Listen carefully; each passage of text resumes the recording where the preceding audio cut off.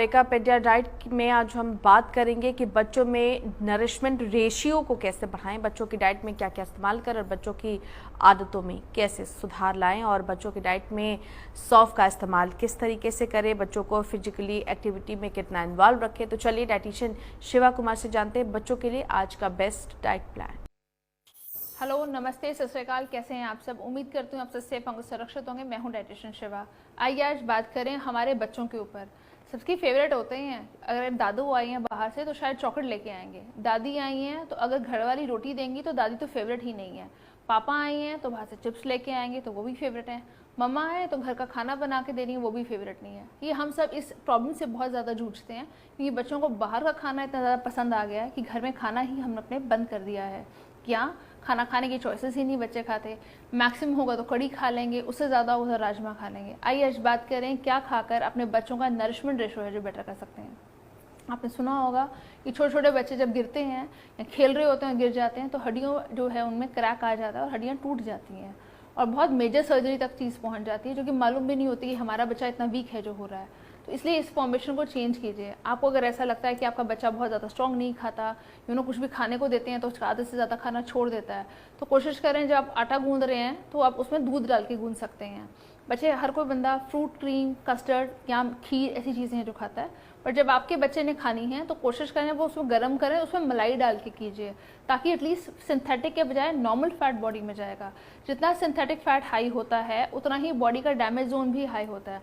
10 से 12 साल के बच्चों का वेट 78, 79 बहुत कॉमन है कि बच्चे तो हमारे कोरोना में बिगड़ गए थे जी, ऑनलाइन पढ़ाई कर करके। मुझे ऐसा लगता है कि हमें एक एक्सक्यूज़ेस देने की आदत है जो हो गई है, तो एक्सक्यूज़ेस के साथ बॉडी का प्रोफाइल चेंज कीजिए। जैसे कि आप फिजिकल एक्टिविटी में बच्चों को है जो इंक्लूड कर सकते हैं। अगर बच्चे फिजिकल एक्टिविटी नहीं करना चाहते हैं तो एटलीस्ट उन्हें सीढ़ियाँ चढ़वाइए। जी हाँ, आजकल के बच्चों को मैक्सिमम इशूज़ हैं जो आ रहे हैं, that is obesity. 90% of the बच्चे आजकल सिर्फ और सिर्फ एक ही चीज़ पे जा रहे हैं, ओबेसिटी। उनकी एजिंग है जो फास्ट हो गई है। 12 या 18 साल का बच्चा वो लगता ही नहीं है, उनकी एज ही है जो बहुत ज़्यादा एडवांस हो गई है क्योंकि बॉडी के ऑक्सीडेंट्स लेवल्स हैं जो कम हो गए हैं और एजिंग लेवल और टॉक्सिसिटी है जो बढ़ गया है। तो बॉडी को डिटॉक्स की ज़रूरत है। अगर आपको ऐसा लगता है कि नहीं मेरे बच्चे खाना अच्छा खा रहे थे, सब कुछ मैं तो बहुत अच्छे एक्सपेंसिव खाना देता हूँ, बेस्ट बेरीज़ हैं जो दिए जाते हैं, तो बेस्ट बेरीज़ के बजाय सोयाबीन पाउडर कीजिए और आटे में गूंद दीजिए ताकि एटलीस्ट प्रोटीन का रेशो है जो रहेगा। काफ़ी बच्चे पनीर के लिए भी रिलक्टेंट है, तो आप ये क्या कर सकते हैं, जैसे हमने घर में पनीर बनाया उस वाले पानी को आप यूज़ कर सकते हैं। आप आटा गूंद रहे हैं तो उस पानी को यूज़ कर सकते हैं, आप सब्ज़ी बना रहे हैं तो उस पानी को यूज़ कर सकते हैं। तो उन चीज़ों का सेवन है जो किया जा सकता है ताकि एटलीस्ट बच्चे प्रोटीन डेफिशिएंट ना हो। छोटे छोटे बच्चों की सफ़ेद बाल बहुत कॉमन है। हमारे टाइम में छोटे छोटे हम जब थे तो मुझे लगता है नेल्स पे कुछ वाइट अगर हो जाता था और कैल्शियम डेफिशिएंसी दिखती थी तो हम वो मानते थे, बट आजकल के बच्चे बालों को सफ़ेद लेके घूम रहे होते हैं and then they are coming to me कि मैम हमें बताइए, हम कुछ स्टेरॉइड्स खा लें, हम कुछ प्रोटीन्स खा लें, हम पाउडर वाले डब्बे हैं जो खा लें और उससे अपने प्रोफाइल को बेटर कर लें। कोशिश ऐसा कीजिए कि आप अपने खाने को इतना एनरिच कर दीजिए कि बच्चों को दिक्कत ही ना आए। फ्रेंच फ्राइज़ देने के बजाय अगर दम आलू की टिक्की बना के घर पे दी जाए तो yes that is fine, but अगर आपको लगता है कि फ्रेंच फ्राइज का मेयोनीज दी जाए दैट इज़ नॉट फाइन। आप सिंथेटिक फूड अपने बच्चों को इसलिए नहीं खिला सकते कि मेरा बच्चा कुछ और खाता नहीं है या मेरा बच्चा कुछ और खाएगा तो दिक्कत में आ जाता है, तो वो फ़ायदा नहीं होता।